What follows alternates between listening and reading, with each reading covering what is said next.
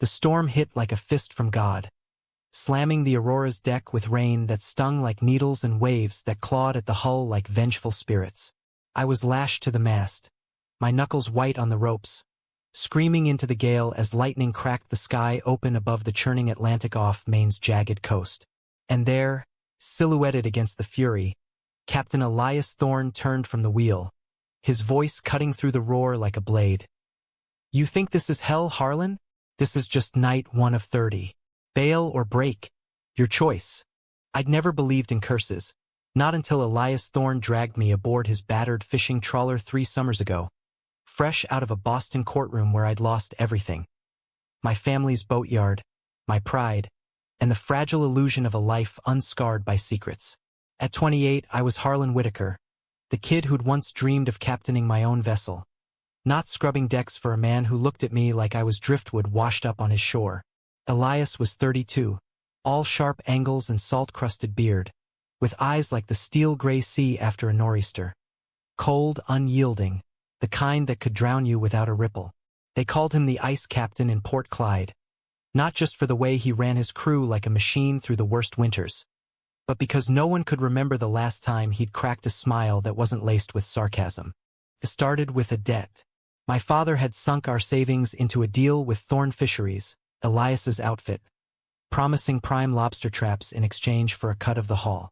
When Dad's heart gave out mid-season, the traps stayed empty, the loans piled up, and Elias came collecting. Not with lawyers or liens, but with an offer that reeked of desperation on my part. 30 nights on the Aurora, he'd said, leaning against the splintered doorframe of our old boathouse, his breath fogging in the autumn chill. "You work my decks, pay off the tab in sweat, or I seize the yard tomorrow at dawn." I had no crew left, no buyers for the rusting hulls, and a stack of bills that mocked my every late-night sketch of escape routes to California, where maybe a guy like me, quiet about the boys who'd made my pulse race in high school locker rooms, could breathe without the town's whispers nipping at his heels. I signed the pact on a napkin stained with coffee and regret, the terms scrawled in his precise, captain's log hand. 30 consecutive nights at sea, no quitting, no calls home. "It's not charity, Harlan," he'd growled, folding it into his oilskin jacket. "It's survival. Yours and mine." Little did I know, survival for him meant more than lobster pots. It was a fortress against the loneliness that gnawed at men like us in these fog-shrouded ports, where love was a luxury afforded only to those who fit the mold. Night 1 was a baptism by fire or ice, as it turned out. The Aurora was a 40-foot beast, her diesel engine rumbling like a beast rousing from slumber as we shoved off from the weathered piers of Port Clyde at dusk. The crew, 3 grizzled locals named Mick, Rusty, and Old Man Hale, eyed me like fresh chum, their faces etched with the kind of lines that came from decades wrestling the Atlantic. Elias didn't introduce me. He just barked orders from the pilot house, his silhouette a dark slash against the blood-orange sunset. "New blood on pots, Mick. Keep him alive till morning." The work was brutal, a symphony of ache and salt. Hauling traps from the 40-fathom line meant leaning over the gunwale as the boat pitched, fingers numb from the frigid spray, muscles screaming as you wrestled 100-pound cages teeming with spiny lobsters snapping like live wires. By midnight, my back was a map of fire, my hands raw and bleeding into the bait buckets. Elias emerged only once, during a squall that turned the deck into a skating rink of ice and seawater. He didn't help. He watched, arms crossed, as I slipped and cracked my knee on a cleat. "Tane's your teacher out here, Whitaker," he shouted over the wind. "Learn fast, or the sea claims its due." I hated him then, with a ferocity that burned hotter than the chafing ropes. Hated the way his voice carried that clipped New England drawl, all flat vowels and unspoken judgments, like he could see the fracture lines in my soul, the ones from coming out to my ma in whispers before she passed, or the bar fight in Portland last spring when a drunk lobsterman called me a pretty boy fairy, and I bloodied his nose instead of running. Elias knew, of course. Port Clyde was a sieve for secrets. He'd probably heard it all before signing that napkin. But he never said a word about it. Never let his gaze linger in accusation or curiosity. Just ice. By dawn, as the first pink light bled over Monhegan Island's cliffs, We motored back to port, the hold groaning under the weight of our catch. The crew dispersed to the anchor inn for coffee and tall tales, but Elias cornered me by the gangway. You made it through night 1. 29 to go. Sleep if you can. Tomorrow's the graveyard shift. His breath was warm against the chill, smelling faintly of pipe tobacco and brine, and for a split second, his eyes softened, like a crack in permafrost. Then it sealed over, and he was gone, striding up the wharf with the Pact napkin tucked in his pocket like a talisman. Nights 2 through 4 blurred into a haze of exhaustion and resentment. The Aurora became my prison, her creaking timbers whispering taunts in the dark. We'd steam out past the bell buoys, the lighthouse on Hendrick's Head winking farewell like a conspirator, and dive into the rhythm. Bait, haul, sort, repeat. Mick took a shine to me, sharing drags from his cigarette and stories of shipwrecks that made the hair on my neck stand. Captain Thorne's got ice in his veins. Kid, he'd mutter, exhaling smoke rings into the fog. Lost his brother to a rogue wave off the banks 10 years back. Hasn't thawed since. Rusty and Hale kept their distance, grumbling about city boys who didn't know a gaff from a gut hook. But they tossed me extra line when the swells got biblical. Elias was everywhere and nowhere, bellowing from the wheelhouse during hauls, his commands sharp as harpoons. Vanishing into the engine room to coax the old girl through breakdowns, emerging smeared with grease and silence. Meals were communal, devoured on upturned crates below decks. Chowder thick with clams from the previous run, bread hard as deck planks. Conversation skirted the edges of personal, orbiting weather patterns and quotas like satellites afraid to crash. Once, on night 3, as thunder rumbled distant over the Gulf of Maine, Hale asked if I had a girl waiting shoreside. The crew chuckled, but Elias's fork paused midair, his gaze flicking to mine across the lantern light. Harlan's got his own tides to navigate, he said, voice low, and the table fell quiet.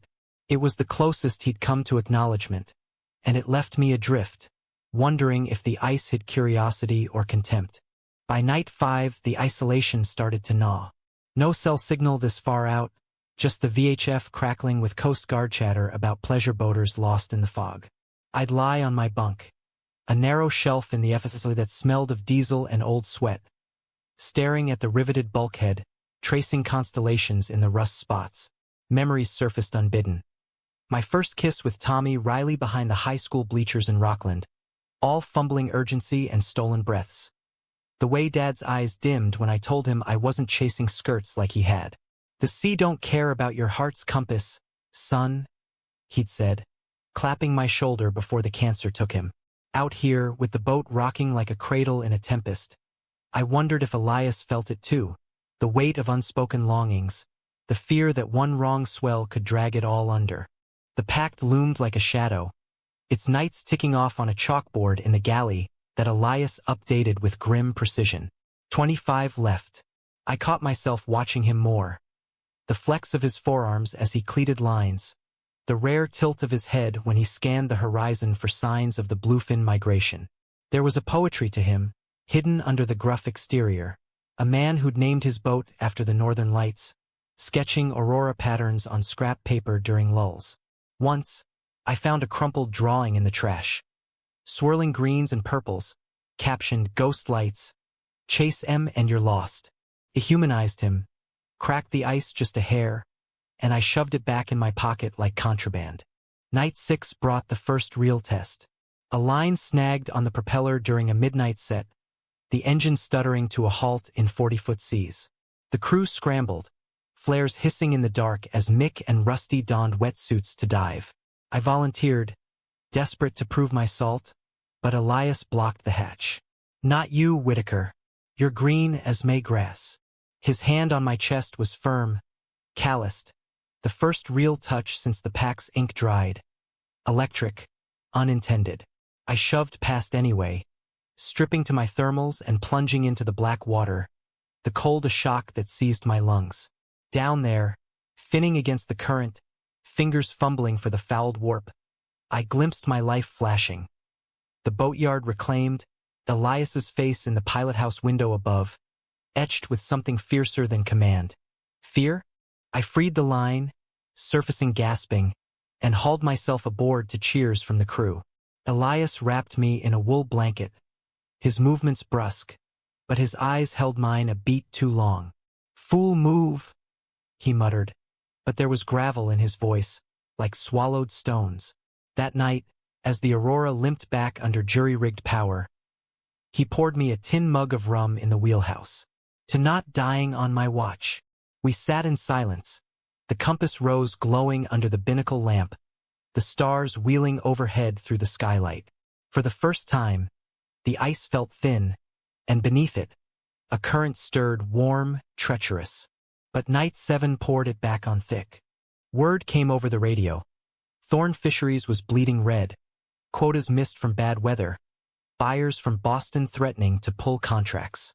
Elias paced the deck like a caged wolf, snapping at Mick for a miscounted pot, at Hale for a bent buoy. When I dropped a crate of bait, slippery hands from the chill, he rounded on me with a venom that chilled deeper than the wind. "Christ, Harlan, you're a liability wrapped in dead weight. If you can't pull your end, get off my boat." The crew scattered, leaving us alone amid the coils of line and the slap of halyards. I fired back, the words spilling hot. "This Pact's a chain, Elias, not a lifeline. You think I want this? Trapped with a ghost who haunts his own decks." His face twisted, a storm front rolling in, and he stepped close, too close, the heat of him clashing with the spray. "You don't know haunting, boy. You don't know loss." Then he turned away, the Pact's napkin fluttering from his pocket like a white flag of surrender. And I wondered if the ice was cracking or just reforming, thicker than before. Dawn of night 8 broke with a deceptive calm. The sea glass smooth under a sky bruised purple from the night's rage. We shoved off later than usual, the Aurora's engine purring steady after Hale's dawn tinkering. The air thick with the scent of low tide and pine from the shore. Elias was quieter, his orders clipped but lacking the edge, like a blade sheathed after battle. He assigned me to the sonar station in the pilot house. Uncharted territory for a deckhand. Watching blips of fish schools dance across the screen while he nursed a thermos of black coffee at the helm. The crew sensed the shift, their banter lighter, Mick even slipping me a peppermint from his pocket with a wink. Captain S got the weight of the world on those shoulders. Give him birth, kid. As the sun climbed, gilding the waves in molten gold, we hit a sweet spot. A thermocline rich with cod and haddock, the winch humming as pots came up heavy. Euphoria rippled through the boat, Rusty whooping as he tallied the keeper fish, Hale muttering prayers to St. Elmo. I stole glances at Elias through the salt-streaked glass. His profile carved like the granite cliffs of Acadia, a faint scar tracing his jaw from some long-ago hook mishap. What ghosts did he chase in those gray eyes? The brother Mick mentioned, swallowed by the sea? Or something deeper, a love left unspoken in the close quarters of fishing camps, where men bunked 4 to a room, hearts armored against the pull of forbidden glances? By afternoon, with the hold filling and the breeze whispering secrets through the stays, Elias called a break. Rare as a blue moon. Reel it in, boys. Lunch on deck. We sprawled amidships, backs against the superstructure, devouring sandwiches of smoked herring on rye, the Aurora drifting lazy on her anchor line. Conversation turned to shore leave, tales of the Port Clyde regatta and the bonfire dances where fiddles wailed and skirts swirled. Hale spun a yarn about outrunning a Coast Guard cutter in '89, smuggling a case of Canadian whiskey, and the crew roared. Elias chuckled. Actually chuckled. A low rumble that vibrated through the planks, and when his gaze landed on me, it lingered, warm as the sun on my skin. "You ever dance, Harlan?" he asked, casual as casting a line, but his eyes said otherwise, probing, peeling back layers. I swallowed, the bread dry in my throat. Not the kind with partners. More the alone in the galley at midnight variety, with a radio and bad decisions. Mick hooted. "Boys got rhythm in those hips, Captain. Bet he could two-step a storm into submission." Elias's smile was slow, crooked, thawing the ice to slush. "Careful, Mick. Harlan's got moves that'd sink us all." The words hung, double-edged, and heat crept up my neck, Not from the sun, but from the way his voice wrapped around my name, like he'd been practicing it in the dark. The moment shattered with the anchor chain rattling, time to haul. But as the day waned, painting the horizon in strokes of crimson and indigo, Elias pulled me aside by the bait locker. Sonar work was solid. You see things others miss. His hand brushed my arm, accidental on purpose, sending a jolt like static from wool socks. Tonight, after supper, join me on watch. Just us. My heart kicked like a snagged engine. Why me? Because 22 nights left feels like forever, he said, voice rough. And for once, I don't want to face it alone. Supper was hasty, the crew bunking early with bellies full and holds brimming. The aurora rocked gentle on the swell, stars pricking the velvet sky as I climbed to the pilot house at 10 bells. Elias was there, pipe clenched unlit between his teeth, charts spread under the red lamp. No words at first, just the quiet communion of men at sea, the compass needle steady, the horizon infinite. He poured rum into chipped mugs, the amber liquid catching firelight, and we talked, not crew talk, but the marrow-deep kind. He spoke of his brother, Caleb, lost at 19 to a swell that flipped their skiff like a toy, of the father who drank himself to fog before that, leaving Elias to helm at 22. Ice keeps the fractures from showing, he admitted, staring at the wake foaming silver behind us. But it weighs you down, Harlan. Freezes the blood. I shared fragments of my own wreckage. Dad's boatyard as a boy's kingdom, turned empire of debt. The night in Portland when fists flew over a whispered truth, leaving me bruised and barred from every dockside bar. Coming out here's like painting a target on your back, I said, the rum loosening knots. Folks smile Sundays, stone you Mondays. His hand found mine across the chart table, deliberate, trembling slightly. Not everyone's aiming, Harlan. The kiss came unbidden, a collision soft as fog yet fierce as undertow. Lips salt-chapped, breaths mingling with pipe smoke and sea air. It was 8th night, and the ice shattered, shards melting into something molten, alive. We pulled apart gasping, his forehead to mine, eyes wide with the terror of revelation. This pact, it was meant to push you away, he whispered, voice cracking. Not pull you in. But the sea, that jealous mistress, wasn't done testing us. As midnight tolled, the VHF spat static. A mayday from a grounded dory 10 miles east. Voices frantic with man overboard. Elias's face hardened. Captain's mask slamming down. Crew up. Harlan. Stay put. But I couldn't. The pull was stronger than fear. We raced through the black, spotlight slicing water like a scalpel, finding the survivor. A kid from Owl's Head, hypothermic and clinging to a cooler. We hauled him aboard, wrapped him in blankets, radioed the guard. Elias worked methodically, but I saw the ghosts in his eyes, Caleb's echo in every wave. Back on station, adrenaline humming, we collapsed against the bulkhead, the kid snoring below. Elias's arm snaked around my waist, tentative, then sure. You didn't stay put, he murmured, lips brushing my temple. Couldn't. Not when it's you out there. Dawn crept in on cat feet, gilding the pilot house in rows. 22 nights stretched ahead, but for the first time, they gleamed like promise. Yet even as his fingers traced lazy circles on my palm, a shadow flickered. The Pact's fine print, unspoken. What happens when the thaw reveals not just warmth, but the rot beneath?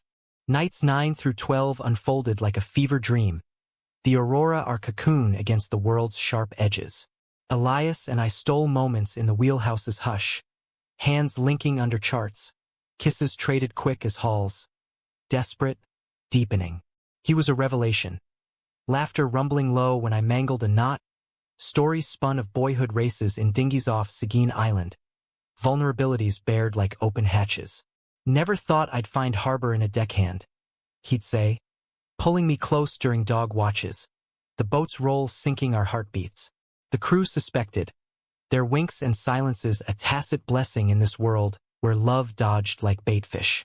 Mick even left us extra rum, muttering fair winds with a grin. But the sea doesn't yield without toll. Night 11 brought a nor'easter, the kind that chews boats to splinters. Winds howled at 50 knots, waves cresting green mountains that buried the deck. We rode it out, lashed to rails, Elias at the helm like Poseidon incarnate, yelling course corrections, his voice the only anchor.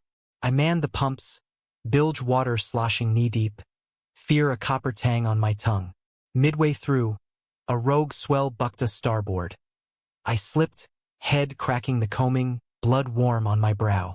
Elias was there in a flash, stanching it with his bandana. His hold on, damn you fierce as prayer. We made port at first light, battered but whole, and in the boatyard's shadow, he held me till the shaking stopped.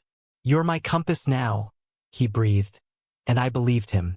The Pact's chains transmuting to lifelines. Yet whispers from shore began to seep in. During a supply run on night 12, Rusty cornered me at the co-op.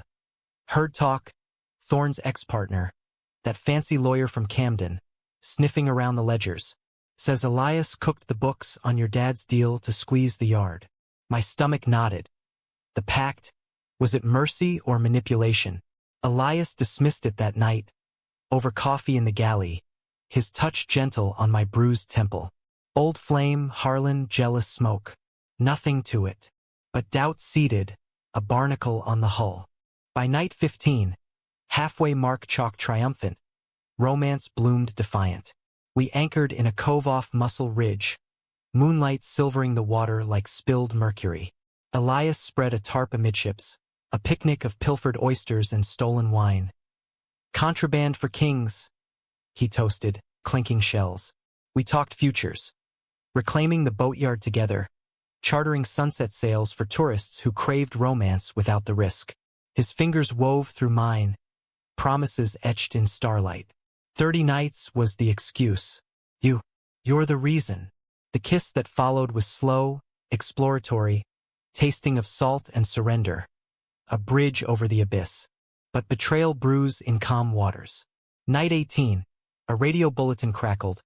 Federal agents raiding Thorne Fisheries for loan fraud, tied to that same ex, Victor Hale, no relation to our Hale, who'd turned state's evidence for immunity. Elias's face drained to ash as we listened, the crew frozen. It's lies, he snarled, but his eyes darted. To the locked drawer in the pilot house, to the packed napkin I'd glimpsed him burning days prior. That night, alone on watch, I pried it open.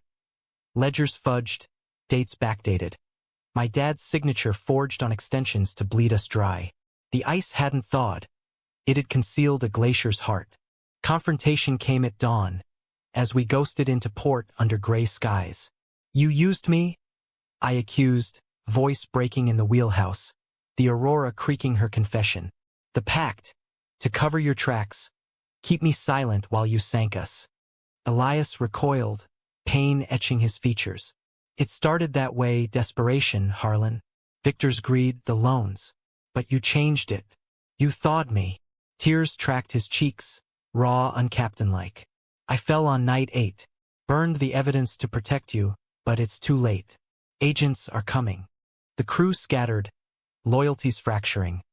Mick staying, Rusty bolting with a curse. Federal boats hove to at the pier, lights flashing like accusations. Elias surrendered without a fight, cuffs glinting cruel on his wrists as they marched him off. Finish the Knights, he called over his shoulder, voice steady. For us. But as they hauled him away, Victor smirking from the sedan, I saw the truth. Love amid betrayal, a humanistic tangle where survival devours the heart. Nights 19 through 29 blurred in isolation, the Aurora a hollow shell. I ran solo hauls with Mick's ghost help. The sea mocking with bountiful catches I sold to cover bail that never came. Letters smuggled in. Elias's scrawl professing love unbroken. Regrets inked like tattoos. Ice was fear, Harlan. You were the Aurora. Light in the dark. Trials dragged through fall, headlines branding him Lobster Lord Crook. But witnesses crumbled under cross-exam. Victor's perjury exposed. The fraud a house of cards. Climax crashed on night 29. A gale force argument in the courthouse. Me testifying, voice steady, recounting the thaw, the fall. He saved me from drowning in debt, in doubt. That's no crime. That's grace. The jury deliberated under stormy skies, emerging with acquittal on technicals. Fraud pinned on Victor alone. Elias walked free at dusk, the Aurora waiting like a faithful dog. Our reunion was quiet, on the dock under northern lights. Ghost greens swirling, auroras dancing. 30 nights, he whispered, arms enveloping me. But a lifetime ahead. We kissed, salt mingling with tears, the packed ashes in the wind. In Port Clyde's unforgiving embrace, two men found harbor. Not perfect, but human. Flawed, fierce, forever thawed. The courtroom in Rockland smelled of polished oak and stale coffee, the kind of place where justice hung heavy as fog banks. I sat in the witness box on the 25th, the Pact's weight a stone in my gut, as the prosecutor, a sharp-eyed woman from Augusta with a Boston accent, grilled me on the boatyard deal. Mr. Whitaker, did Captain Thorne coerce you into this 30-night agreement to silence your family's claims? Her voice sliced, implying chains where I'd found lifelines. I met her gaze, Elias's eyes, storm gray, pleading from the defendant's table, anchoring me. Coerce? No. He gave me a way to fight back, ma'am. The sea doesn't lie. It strips you bare. Out there, I saw the man, not the myth. Murmurs rippled through the gallery. Fishermen in wool caps, reporters scribbling furiously, Victor Hale smirking from the back like a barracuda scenting blood. The judge, a weathered veteran named Kowalski with hands like lobster claws, leaned forward. The witness speaks from experience. Proceed with care, counselor. Cross-examination was Elias's attorney, a rumpled Camden local named Pete, who let me unspool the nights. The ice cracking on 8, the betrayal sting like a gut hook, the love that bloomed defiant amid the wreckage. Captain Thorne burned those ledgers for you, Mr. Whitaker. Risked everything. Was that calculation or care? Care, I said, voice steady as a binnacle. The kind that thaws a man from the inside out. The trial dragged into November, leaves turning the Maine coast to flame as evidence mounted against Victor.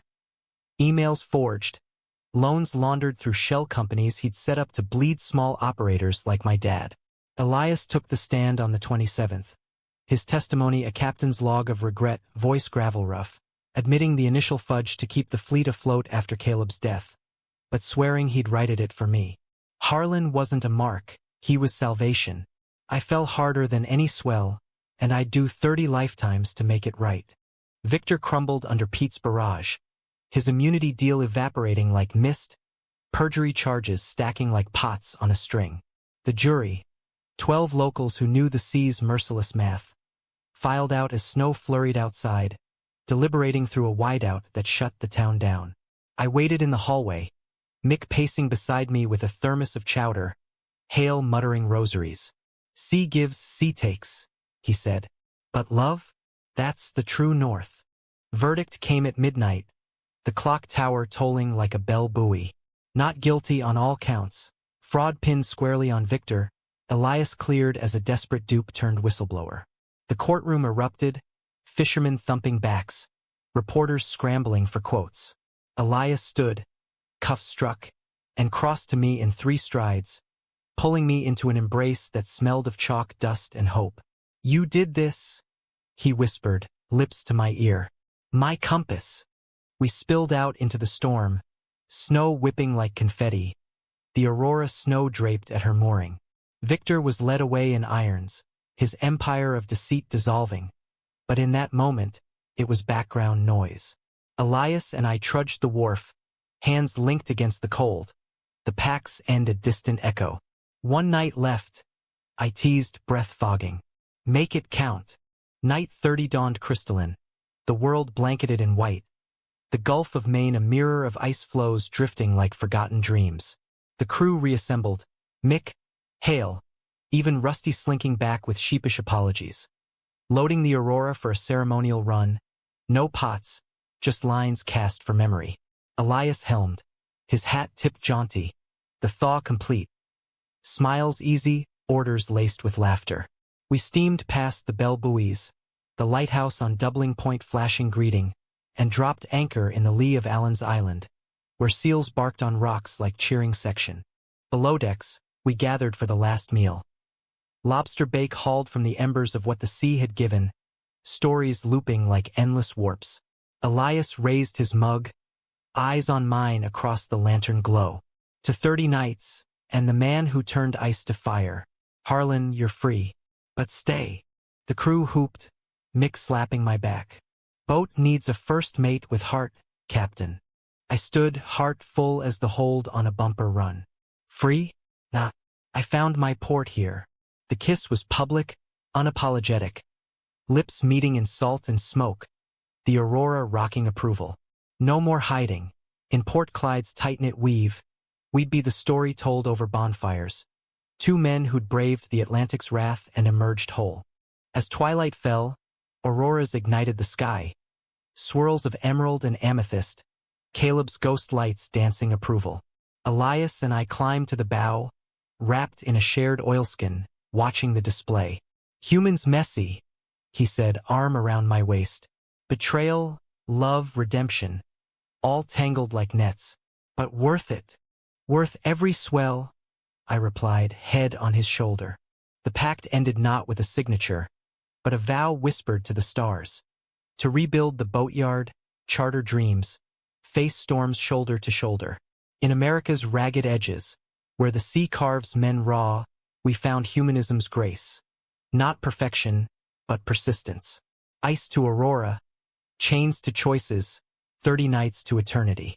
And as the Aurora slipped homeward, her wake a silver thread in the dark, I knew. The greatest catch isn't in the pots, but in the hearts hauled from the deep. Epilogue whispers came in spring's thaw, when the ice cracked on the coves and lobsters molted red in the traps. The boatyard, Whitaker and Thorn charters now, hummed with life. Hulls sanded smooth, sails mended for tourist runs to Monhegan, where artists sketched our silhouettes against the surf. Elias helmed the day trips, his voice booming tales of rogue waves and hidden coves, while I handled the books. Clean ledgers, no shadows. Victor faded to a cautionary footnote, his sentence a 10-year haul in federal gray, a reminder that greed sinks faster than any storm. The town adapted slow, as Maine folk do, whispers turning to nods at the Anchor Inn, where Mick held court with embellished yarns of our trial. Captain and Harlan? They outfished the devil himself. Pride parades in Portland drew us south once, rainbow flags snapping like jibs, but home was the wharf, hands calloused from work and want. Challenges reared, of course, humanity's tide. A lean season hit summer 26, quotas slashed by warming waters pushing cod north. Elias paced decks at night, old ice flickering, but I'd pull him to the pilot house, rum in hand, mapping comebacks over charts. We're the Aurora, I'd say, kissing the worry from his brow. Light finds a way, deeper currents tested. My ma's old Bible surfaced in the attic, dog-eared pages on judgment clashing with the love we'd forged. I confessed doubts over coffee one dawn, waves lapping the pilings. What if it's sin, Elias? What if the sea's the only mercy? He cupped my face, thumbs tracing scars. Mine from falls, his from hooks. Sin's what we did to each other first, betrayal, silence. This is Grace Harlan, human as the salt in our veins. We sought counsel in quiet ways. A queer-affirming pastor in Bath, books on resilient loves, nights tracing constellations till doubt dissolved like fog. Climax revisited in autumn gale, the kind that births legends. The Aurora, upgraded with our savings, faced a Category 2 off the banks, chartering a group of birders when the blow hit sudden. Winds sheared stays, a mainsail split like paper. Elias fought the wheel, I rallied passengers below, hearts pounding in unison. A rogue wave breached, flooding the cockpit. I dove for the bilge valve, water rising cold and black. Elias hauled me out, gasping, our eyes locking in the chaos.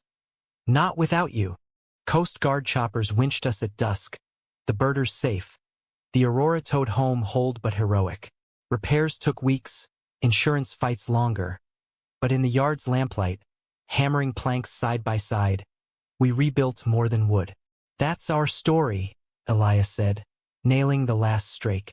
Battered, but buoyant. By winter solstice, with snow dusting the spars, we marked the Pact's anniversary. Not with ink, but fire. Bonfire on the beach, crew and kin gathered, fiddles wailing sea shanties laced with queer anthems. Mick toasted to thaws and after, and we danced, clumsy, close, the aurora overhead a benediction. Years unspooled like line, a commitment ceremony under the lighthouse, rings forged from salvaged bronze, adoptions talked in whispers, a family pieced from port orphans. Elias softened further, volunteering with youth sailors, teaching knots and courage to kids hiding like we once did. I wrote it down. Our tale in a chapbook sold dockside, proceeds to boatyard scholarships. Ice to Aurora. The cover read, a nod to his sketches. Betrayal's scar faded to silver, a reminder. Love isn't absence of storm, but sailing through. Humanistic to the core. Flawed men mending in America's wild heart, where the Atlantic roars indifferent, but two souls can harmonize its song. And on quiet nights, deck chairs creaking under stars, Elias's head on my shoulder, I'd murmur, 30 nights was just the hook. This is the haul. He'd chuckle low and warm. Damn right, first mate. Damn right.